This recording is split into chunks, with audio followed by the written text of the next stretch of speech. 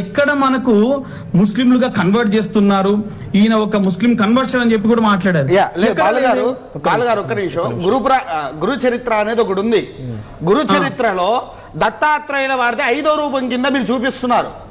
అంటే గురు చరిత్ర రచయించిన వాళ్ళలో వాస్తవానికి గురు చరిత్రలో 5వ రూపంగా దత్తాత్రేయుల వారు జన్మించారు అని అన్నారు. కానీ శాస్త్ర విధానంలో తీసుకుంటే దత్తాత్రేయుల వారు ఎక్కడెక్కడ జన్మించారు? మొట్టమొదటిగా మనకు గుజరాత్ లో గిరినార్ దగ్గర ఆయన జన్మించింది. రెండవది ఔదుంబర వృక్షం, మూడవది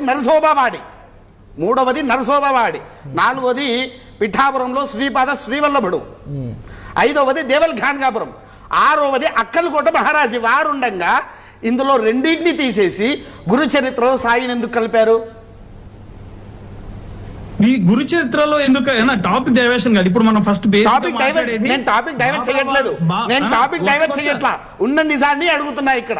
ఎందుకంటే సాయిబాబా దేవుడు అంటున్నప్పుడు ఆది శంకరాచార్యుల వారు ఎందుకు దేవుడు కాదు?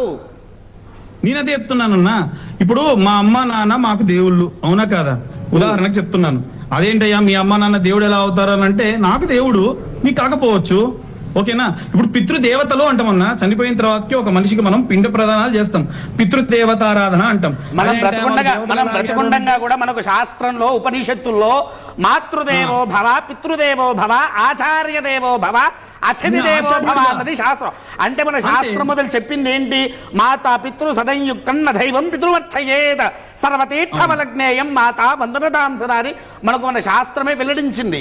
అంటే మన భగవంతులు కూడా చెప్పింది ఎవరు?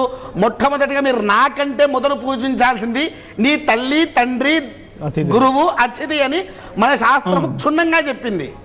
అలాంటి క్షుణ్ణంగా చెప్పిన తర్వాత గురుదేవో భవ అన్నప్పుడు దక్షిణామూర్తిని గురువారం రోజున దక్షిణామూర్తి ఉన్నాడు, దత్తాత్రేయుల వారు ఉన్నారు, రాఘవేంద్ర స్వామి ఉన్నారు, శంకరాచార్యుల వారు అందరున్నారు. వీళ్ళందరినీ వదిలిపెట్టి గురువారం రోజు ఈయనకి ఎందుకు చేస్తున్నారు? ఒప్పుకున్నారు కదా దేవుడని, సాయిబాబా దేవుడని. నేను సాయిబాబా గారు గురువు, నేను అస్సలు ఒప్పుకోలేదు. సాయిబాబా గారు గురువారం రోజు వీళ్ళందరినీ వదిలిపెట్టి ఆయన ఎందుకు పూజిస్తున్నారు అని నేను ఆచార్య దేవో భవ అని అన్నారు కదా. ఆచార్య దేవో గురువుగా భావిస్తారు.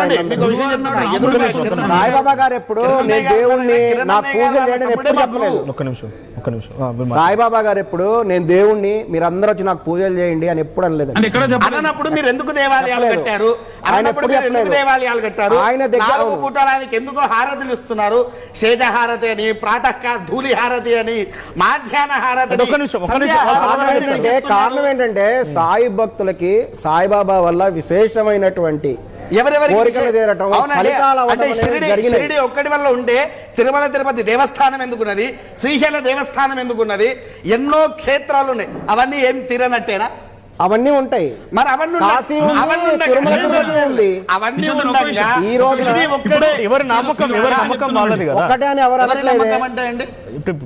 దేవుడు నమ్మ శ్రీశైలం వెళ్ళేవారు శ్రీశైలంకి వెళ్తారు, షిరిడికి వెళ్ళేవారు షిరిడికి వెళ్తారు. ఎవరు నమ్మకం వాళ్ళది. ఎవరిది నమ్మకం వారిది. అలాంటప్పుడు నేను అడిగింది ఏంటి? ఈయనకు మంత్రాలేవి? మంత్రములు ఇప్పుడు వారేమన్నారు?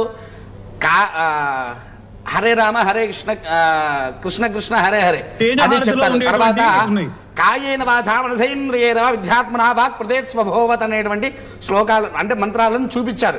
ఇవి దేంట్లో ఉన్నాయి? మనకు మన హైందవ ధర్మంలో ఉన్నాయి.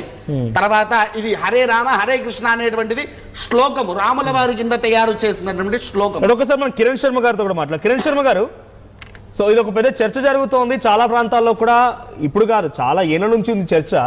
చాలా ప్రాంతాల్లో డిమాలిషన్ కూడా అయింది, విగ్రహాల ధ్వంసం జరిగింది. చాలా ప్రాంతాల్లో అవ్వలేదండి, మీరు దయచేసి అలా అనకండి. సంబాల్ ప్రాంతంలో జరిగింది.